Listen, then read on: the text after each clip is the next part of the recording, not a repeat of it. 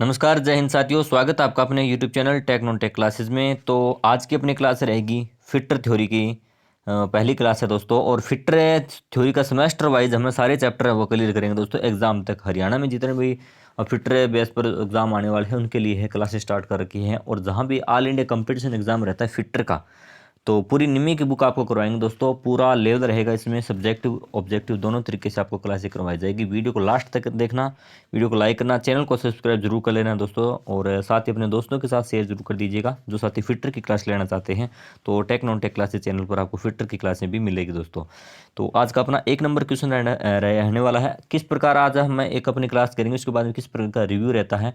Subjective class यानी chapter wise भी करवाने वाले हैं, नहीं तो हमें मल्टीपल क्वेश्चन आपको करवाएंगे। अगर आप चाहते हो कि हमें दोनों तरीके सब्जेक्टिव और ऑब्जेक्टिव दोनों प्रकार की क्लास लेना चाहते हो तो कमेंट में बताइएगा और अपने दोस्तों के साथ शेयर कीजिएगा। चैनल को सहयोग और सपोर्ट कीजिएगा भाई। एक नंबर अपना क्वेश्चन है कि व्यक्तिगत सुरक्षा कौन सी होती है। यानी एक होती है मशीन की सुरक्षा, मशीन सेफ्टी होती है। एक होती है पर्सनल, जो अपने पहला ही प्रोडक्शन एंड मेंटेनेंस का अपना मैन्युफैक्चरिंग का फिटर थ्योरी का जो पहला चैप्टर है उसमें से एमसीक्यू लिए हैं दोस्तों। और मशीन सुरक्षा और एक होती है पर्सनल और एक होती है अपने सुरक्षा। तो मशीन को साफ रखना, अपने काम पर ध्यान देना, गैंगवे और फर्श को साफ रखना और टूल्स को। तो ये इसका राइट आंसर यानी पर्सनल का पूछा है दोस्तों। पर्सनल कौन किस में आती है, पर खुद की आती है, खुद की सॉरी। तो अपने काम पर ध्यान देना क्या होता है, पर्सनल है, सेफ्टी में आता है दोस्तों। और यहाँ पर दूसरा क्वेश्चन है अनिवार्य प्रतीक का नाम पूछा गया है। तो स्टॉप है ये रास्ता दें या सुरक्षित या अनगार्डेड। तो इसका राइट आंसर क्या होगा दोस्तों, यानी स्टॉप। स्टॉपेज का इस प्रकार से चिन्ह होता है और सुरक्षा संकेतों की एक सारणी बनी हुई है, उस टेबल के बारे में हम बात करेंगे। तो स्टॉप रास्ता दे सुरक्षित, इसमें राइट आंसर होगा कि ये चिन्ह किसका है, स्टॉप का है, रुकने का चिन्ह बता रहा है दोस्तों। अगला अपना क्वेश्चन है कि ज्वलनशील लिक्विड को किस में वर्गीकृत किया जाता है दोस्तों। आग की कुछ श्रेणियां होती है, जैसे ए श्रेणी की आग, बी श्रेणी की, सी श्रेणी की आग होती है, और इसके बाद में होती है डी श्रेणी की आग, और एक होती है ई श्रेणी की आग, एक होती है एफ या के श्रेणी की आग।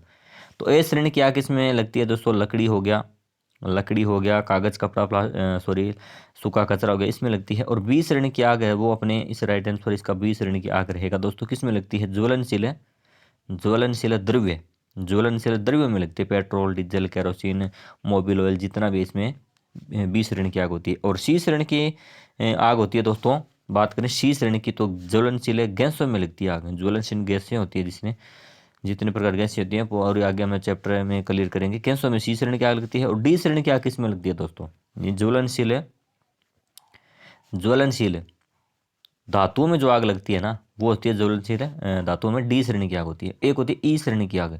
तो ई श्रेणी कई बार वो डी श्रेणी और ई श्रेणी को समान ही मान लिया जाता है, लेकिन डी है ज्वलनशील धातुओं में और ई है वो वैद्युतिक उपकरणों में।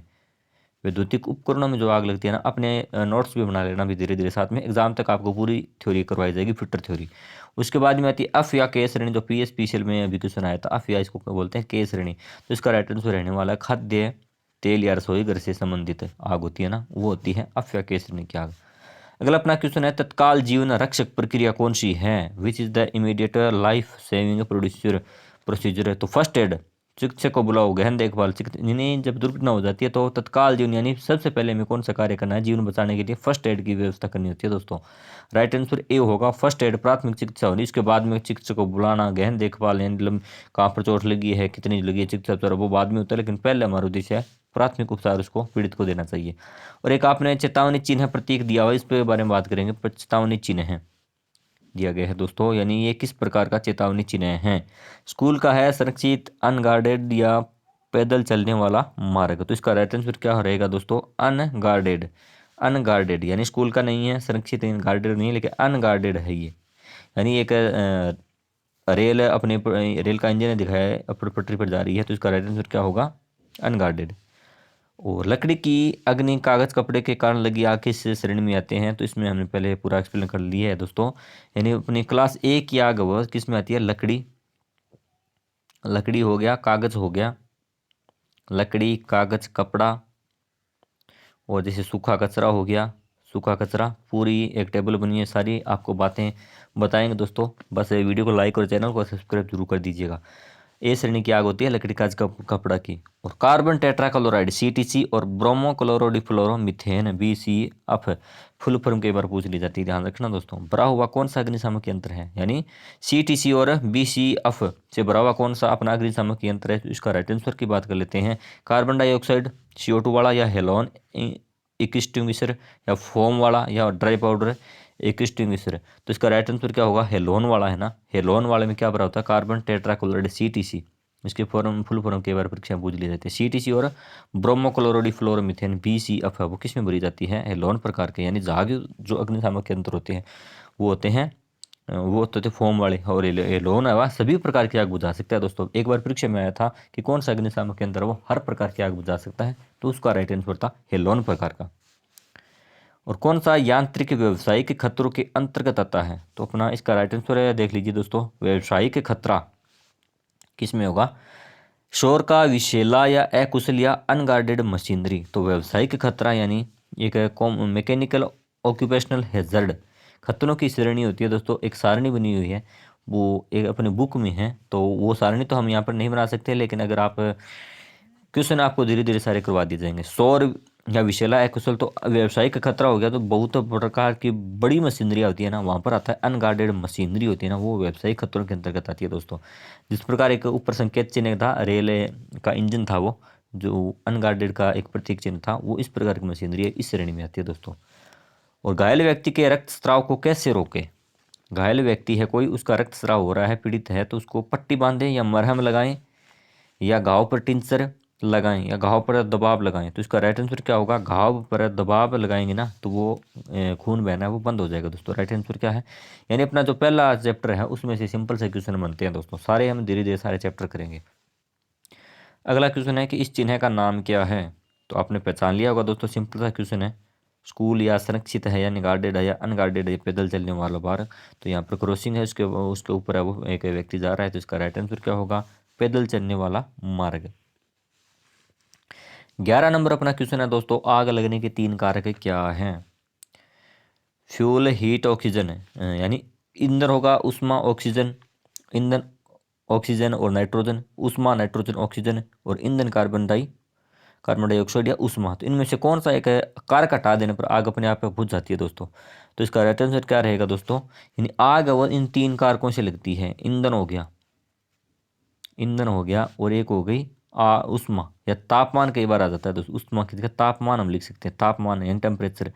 और O2 ऑक्सीजन, तीनों में से एक कोई चीज़ हटा लो, ऑक्सीजन हटा लो, या तापमान हटा लो, या ईंधन हटा लो, दो के रहने से आग नहीं लगी, इनमें से कोई एक चीज़ हटा लो, वहाँ पर आग वो ऑटोमेटिक बुझ जाएगी। यानी परीक्षा में कई बार एक क्वेश्चन आया था कुछ दिन पहले, जो एक एग्जाम हुआ था DRDO का, उसमें पूछा गया था ईंधन ताप इनमें से आग वो कौन से एक चीज़ हटाने पर आग अपने आप बुझ जाती है। तो इस प्रकार ऑप्शन था उसमें। गोल्डन आवर्स की अवधि को क्या कहा जाता है, बहुत अच्छा क्वेश्चन दोस्तों। टेक्निकल हेल्पर में जो 2 नवंबर का भी एग्जाम हुआ है और रिजल्ट आया उसका, उसमें 2 नंबर वाले में गोल्डन आवर्स की अवधि पूछी थी, और सेम यही क्वेश्चन डिट्टो क्वेश्चन था, एकदम छपा हुआ क्वेश्चन था दोस्तों।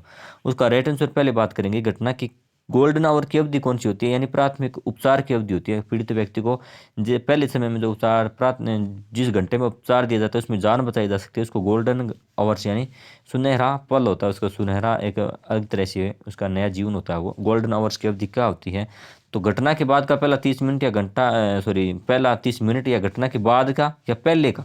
घटना होने से पहले पता ही नहीं लगता भी अब घटना कोई होती है इससे पहले 30 मिनट पहले पता लग सकता है कि हमको, ये नहीं होने वाला। घटना के बाद या घटना के बाद और पहले 30 मिनट, प्रवेश से पहले यानी जहाँ हम प्रवेश करते हैं वहाँ पर घटना होगी, ये तो कोई बेतुका क्वेश्चन है, पहले हमें पता ही नहीं होता दुर्घटना होगी। उपचार के बाद के पहले 60 मिनट है। तो इसका राइट आंसर क्या रहने वाला है दोस्तों, घटना के बाद के पहले 30 मिनट, आधा घंटा। यानी इसका राइट आंसर तो होगा ये, या इसको बोल सकते हैं घटना के बाद का आधा घंटा होना, पहला जो आधा घंटा होता है वो होता है गोल्डन आवर से।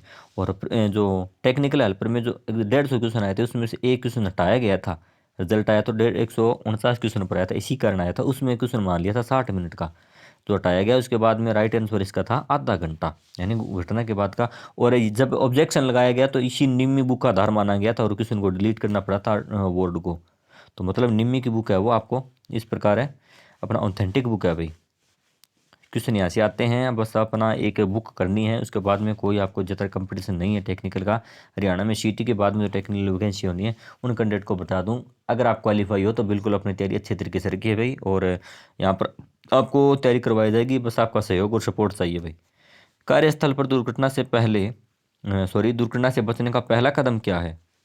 यानी इसका राइट आंसर क्या रहने वाला है? सुरक्षा उपकरण का पहनना, या चीज़ों को अपने तरीके से पहनना, अपना कार्य करना, और सुरक्षा सावधानियों का पालन करना, अत्यधिक कुशल कार्य करने का अभ्यास है के साथ चीज़ें करना। क्वेश्चन स्क्रीन थोड़ी कम दिखाई दे रही है दोस्तों। अब अपना क्वेश्चन पूरा होगा। इसका राइट आंसर क्या होगा? कार्यस्थल पर दुर्घटना से अगर हमें बचना है तो पहला कार्य होगा कि सुरक्षा सावधानियों का पालन करना चाहिए। इसका राइट आंसर सी होगा दोस्तों। अगला अपना क्वेश्चन 14 नंबर है कि यह प्रतीक एक डायग्राम दिया गया, सिंबल दिया गया, किस चीज़ का है ये? तो प्रतीक आप देख रहे हो दोस्तों, रुकने का है, या रास्ता देने का है, या पैदल चलने का है, या ओवरटेकिंग एंड निषेध, यानी ओवरटेकिंग आप नहीं कर सकते। तो इसका राइट आंसर होगा दोस्तों रास्ता देना, गिव वे, रास्ता देने का प्रतीक चिन्ह है, और कई बार परीक्षा में आया हुआ है दोस्तों, याद रखना, एकदम सिंपल सा क्वेश्चन है। बेकार कागज अलगाव के लिए डिब्बे का कलर कोड क्या है? बेकार कागज है उसके लिए, तो इसका राइट आंसर रहने वाला है दोस्तों लाल, नीला, काला, हरा। यानी what is the colour code of bin for waste paper segregation? तो इसका राइट आंसर होगा दोस्तों बी, नीला रंग होगा। यानी बेकार कागज जो डिस्ट्रीब्यूशन में हम डालते हैं तो उसको किस प्रकार के, किस रंग वाले डिस्ट्रीब्यूशन में डालते हैं? बेकार कागज को नीले रंग वाले में। कार्यशाला में ये क्वेश्चन आता है भी। यह रोड साइन किस तरह का है? यानी आगे डायग्राम दिया गया, क्वेश्चन आपने पढ़ लिया, एक रोड साइन दिया गया किस प्रकार का है? तो यहाँ पर एक पेट्रोल पंप का है, और यहाँ पर ये रास्ता बताया कि दिल्ली, इसे यहाँ से भी दिल्ली और यहाँ से भी दिल्ली जा सकते हैं रास्ते का। तो पेट्रोल पंप, और यहाँ पर एडवांस डायरेक्शन है साइन दिया गया है। तो इसका राइट आंसर क्या होगा दोस्तों? सूचना का संकेत है, या अनिवार्य है, या सावधानी का है, या पुलिस सिग्नल है? तो राइट आंसर होगा इन्फॉर्मेटिव साइन है दोस्तों। सुरक्षा चिन्ह है, डायग्राम आपको करवाएंगे, सारी सारणी बनी हुई है, अगली क्लास में करवाएंगे। तो इसका राइट आंसर रहेगा सूचना का चिन्ह है ये, यानी सूचना बता रहा है पेट्रोल पंप है यहाँ पर, और इस रास्ते से आप दिल्ली जाओगे, यहाँ से दिल्ली जो भी अपना दिल्ली, जयपुर, आगरा, इसका राइट आंसर होगा सूचना चिन्ह है। और अगला अपना 17 नंबर क्वेश्चन है दोस्तों, ज्वलनशील और बहने वाले तरल आग के लिए किस अग्निशामक यंत्र का उपयोग किया जाता है? यानी यहाँ पर ज्वलनशील और बहने वाला तरल आग यानी लिक्विड है, जो ऊपर हमने एक इस पर बात की थी, शायद 2 नंबर क्वेश्चन था, 2 या 3 नंबर। तो ज्वलनशील और बहने वाला तरल है, लिक्विड है, उसकी आग लगी है, उसको बुझाने के लिए किस प्रकार के अग्निशामक यंत्र का प्रयोग करते हैं, ये इसमें पूछा गया है। तो राइट आंसर की बात कर लेते हैं दोस्तों। फोम एक्सटिंग्विशर, या हेलोन एक्सटिंग्विशर, या ड्राई पाउडर एक्सटिंग्विशर, या कार्बन डाइऑक्साइड एक्सटिंग्विशर। तो इसका राइट आंसर रहने वाला है दोस्तों फोम टाइप वाला, यानी फोम टाइप या झाग टाइप वाला है। तो उसकी आग बुझाने की विधि कौन सी होती है? इसको बोलते हैं समूथरिंग, समूथरिंग, या एक चिक्करण विधि होती है। यानी जलने वाले तरल की सप्लाई, ऑक्सीजन की सप्लाई काट दी जाती है, उस पूरे ईंधन को ढक दिया जाता है, और झाग या फोम टाइप का जो अग्निशामक यंत्र उस पर पूरा उड़ेल दिया जाता है। बहुत अच्छे क्वेश्चन बनते हैं इस चीज़ से। उनका कर्म क्या रहता है, उनका उद्देश्य क्या होता है, सारी बातें हम करेंगे। किसमें इसका रंग कैसा होता है, किसमें क्या, किस अग्निशामक यंत्र में कौन सा पदार्थ भरा होता है, सारी बातें हम धीरे धीरे कवर करेंगे दोस्तों। राइट आंसर होगा फोम एक्सटिंग्विशर। और प्राथमिक चिकित्सा में ABC में ए क्या दर्शाता है दोस्तों? प्राथमिक उपचार में ABC यानी प्रतीक चिन्ह दिए जाते हैं, ABC एक बहुत अच्छा क्वेश्चन है दोस्तों। निम्मी की बुक में इतने इतने अच्छे क्वेश्चन दिए गए हैं अभी, याद रखना आपको, ये क्वेश्चन है वो मेन एग्जाम में देखने को मिलेगा दोस्तों। तो इसका राइट आंसर क्या रहेगा दोस्तों? एयरवे, या अटेंशन, या अरेस्टिंग, या एटमॉस्फेयर। तो इसका राइट आंसर रहने वाला है एयरवे, एयरवे इसका राइट आंसर रहने वाला है दोस्तों। इसकी फुल फॉर्म है, और आगे हम सारी बातें कवर करेंगे। जैविक कंपाउंड में मटेरियल को तोड़ने की प्रक्रिया क्या है जिसे खाद के रूप में इस्तेमाल वो कर सकते हैं?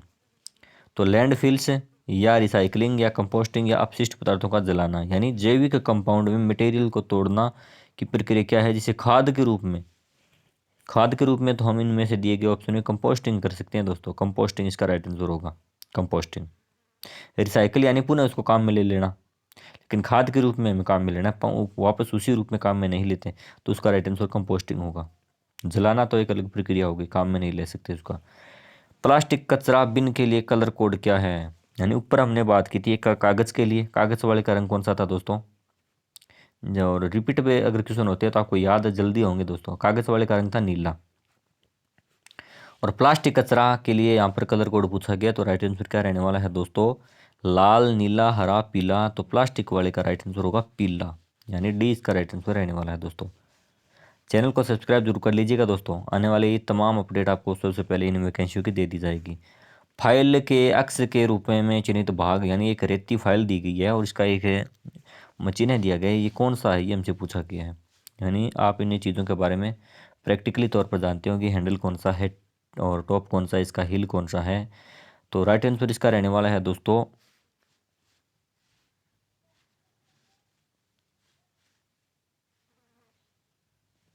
यानी हिल है या टैंग है या फेरुल है या एक फाइल की लंबाई है, तो इसका राइट आंसर होगा हिल है दोस्तों, ये हिल है, यानी ये हिल है।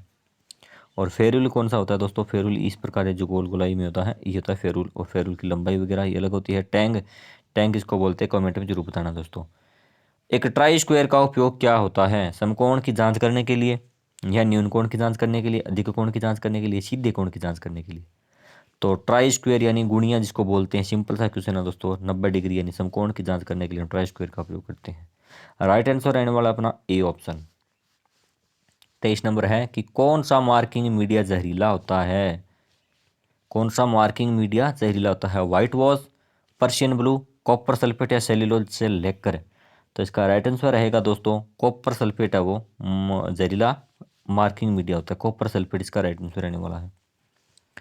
यूनिवर्सल सरफेस गेज का कौन सा हिस्सा सब्सक्राइबर को पकड़ता है दोस्तों? 24 नंबर अपना क्वेश्चन है, यूनिवर्सल सरफेस गेज का कौन सा हिस्सा सब्सक्राइबर को पकड़ता है? स्नग, गाइड पिन, या दो और ऑप्शन है इसमें, रॉकेट आर्म या फाइन एडजस्टमेंट पैच। तो इसका राइट आंसर अपना रहने वाला है दोस्तों एक नंबर ऑप्शन, स्नग, इसका राइट आंसर रहेगा स्नग। और अगर ये क्वेश्चन में अगर आपको डाउट लगे या कोई आपका सुझाव हो तो प्लीज़ कमेंट में ज़रूर बताना दोस्तों। वीडियो आपको कैसी लगी और ज़रूर अपना कमेंट में बताना भाई, अपना रिव्यू जरूर बताना। इस वॉइस का नाम क्या है, ये हमसे पूछा है, बेंच वॉइस है या कौन सी है ये? Pin voice, pipe voice, hand voice या क्विक रिलीजिंग वॉइस। इसका राइट आंसर क्या रहने वाला है दोस्तों? यानी ये पिन वॉइस नहीं है, पाइप वॉइस नहीं है, हैंड वॉइस, यानी हाथ में लेकर काम में ले सकते हैं, इसका प्रयोग हम हैंड वॉइस, इसका राइट आंसर रहने वाला है दोस्तों सी, इसका राइट आंसर रहने वाला है दोस्तों। आज के लिए 25 ही क्वेश्चन करेंगे दोस्तों, और धीरे धीरे हम सारी क्लासें अपनी कवर करेंगे। तो प्लीज़ ये वीडियो को पूरी देखिए, तो चैनल को सब्सक्राइब जरूर कर लीजिएगा और ज़्यादा से ज़्यादा दोस्तों को जोड़िएगा। और इस वीडियो के डिस्क्रिप्शन में लिंक दिया हुआ है, उस ग्रुप में ऐड हो जाइएगा ताकि आपकी तमाम अपडेट सबसे पहले आपको दे दी जाए। धन्यवाद, आपका दिन शुभ हो।